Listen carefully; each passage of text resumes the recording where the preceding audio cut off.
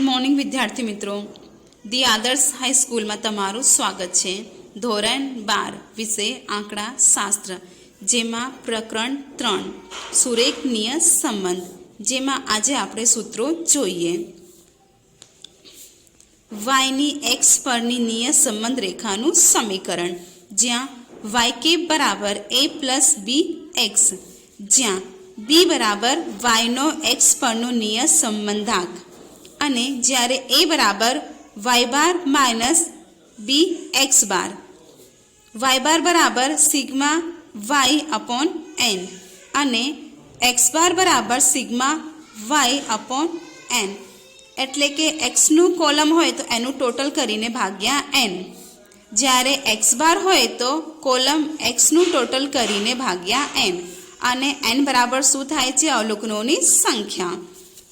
હવે જ્યારે x bar અને વાય બારની કિંમતો પૂર્ણાંક હોય ત્યારે બીનો સૂત્ર બી બરાબર sigma x minus x bar into y minus y bar ભાગ્યા સિગ્મા એક્સ માઇનસ એક્સ બારનો વર્ગ. હવે આપણે એનો એક દાખલો જોઈએ.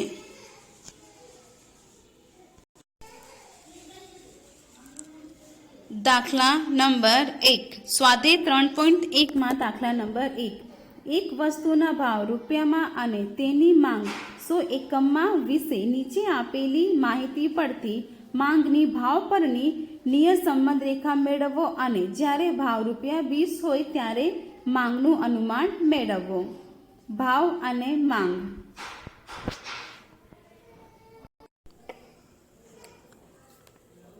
માંગ રૂપિયામાં એટલે કે માંગ x, ભાવ એટલે x, માંગ એટલે y.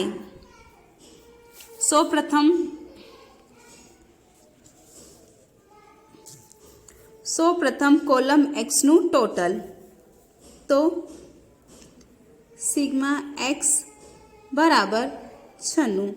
એ જ રીતે કોલમ y નું ટોટલ, સિગ્મા y બરાબર 60.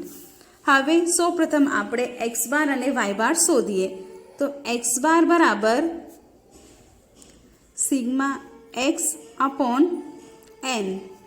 n એટલે શું થાય છે? અવલોકનોની સંખ્યા. અહીંયા આપણને 1 2 3 4 5 6 આપણને અવલોકનોની સંખ્યા 6 આપી છે, બરાબર 96 ભાગ્યા 6 બરાબર 16.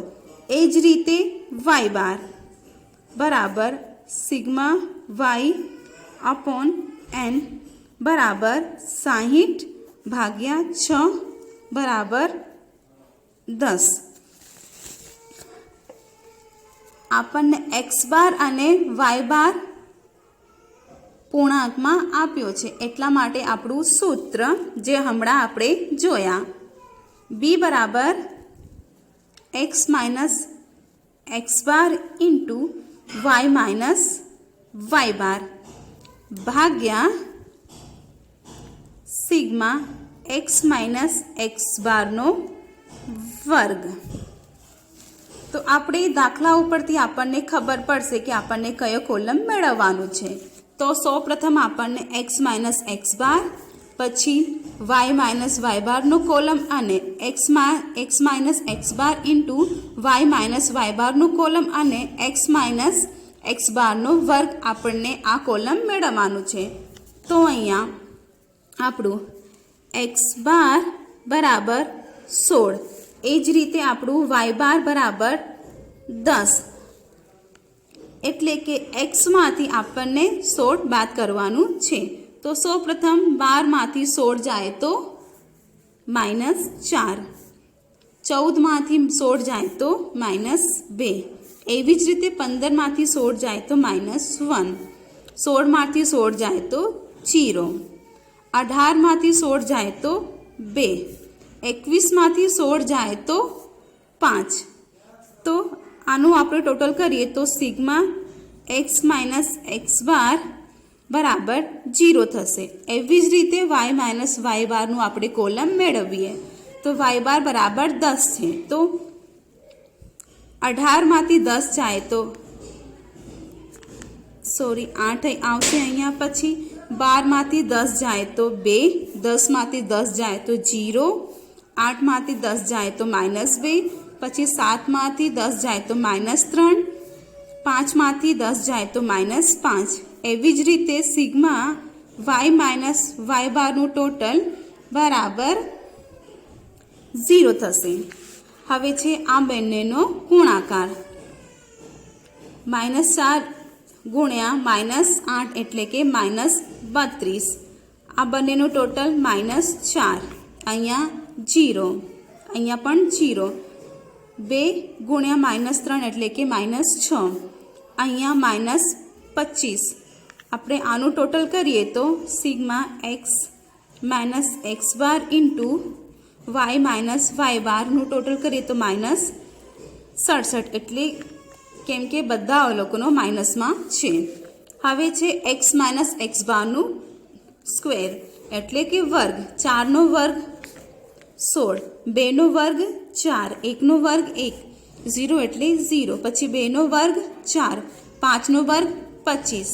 આનું આપણે ટોટલ કરીએ તો x માઇનસ એક્સ બારનો વર્ગ બરાબર 50. હવે આપણે જે રકમ શોધી એને આપણે સૂત્રમાં એપ્લાય કરી દઈએ તો બરાબર x minus x bar into y minus y બારની રકમ કેટલી આવી? -67. અહીંયા -67 બરાબર સિગ્મા x માઇનસ એક્સ બારનો સ્ક્વેર એટલે કે 50, તો -67 ભાગ્યા 50 બરાબર -1.34 થઈ ગયું. હવે આપણે સૂત્રના આધારે હવે આપણને શું શોધવાનું છે? આપણને એ શોધવાનું છે. તો એ બરાબર એનું સૂત્ર y બાર માઇનસ બી એક્સ બાર બરાબર y બાર કેટલું છે આપણું? 10 માઇનસ બી કેટલું આવ્યું? -1.34, તો -1.34. એક્સ બાર કેટલું છે? 16, અહીંયા 16 બરાબર 10 માઇનસ પ્લસ થઈ જશે, તો અહીંયા પ્લસ. આ બંનેનો ગુણાકાર કરીએ તો આપણને કેટલું મળશે?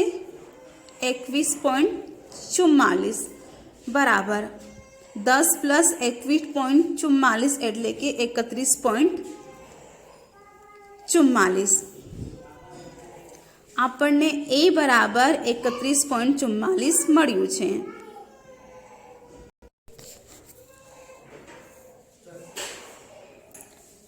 આપણને માંગ શોધવાની છે એટલે કે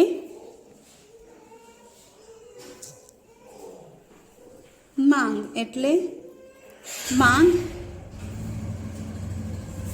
વાયની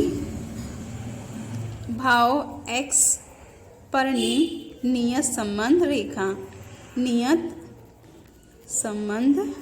રેખા એટલે yk બરાબર a પ્લસ બી એક્સ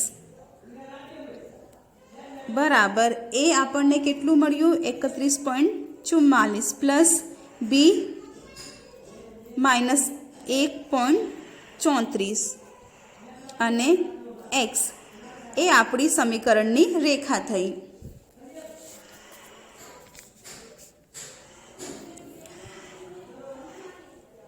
હવે આપણને એક્સની જગ્યાએ 20 મૂકવાનું છે એટલે ભાવ એક્સની કિંમત ₹20 હોય તો વાયનું અનુમાન મેળવવું. તો 31.44 પ્લસ -1.34 એક્સ, જે આપણને એક્સ બરાબર 20 મૂકવાનું છે. તો 31.44 પ્લસ -1.34 ઇન્ટુ 20 બરાબર 31.44 પ્લસ માઇનસ એટલે કે માઇનસ. આ બંનેનો ગુણાકાર કરીએ તો 26.8 8 બરાબર 31.44 માઇનસ 26.8 એટલે કે 4.64. તો આપણને ભાવ એક્સની કિંમત જ્યારે 20 મૂકીએ ત્યારે વાયનું અનુમાન એટલે કે 4.44. એના પરથી આપણે કહી શકીએ કે તેથી જ્યારે ભાવ ₹20 હોય ત્યારે માંગ એટલે કે YK બરાબર 4.64 આપણને એકમ લખવાનું છે. 100 એકમ થાય છે. એના જ રીતે આપણે દાખલો સ્વાધ્યાય 3.1માં દાખલા નંબર 3 અને 4 બીજો વિભાગ ઈમાં દાખલા નંબર 2 અને વિભાગ એફમાં દાખલા નંબર 3 ગણવાનું રહેશે.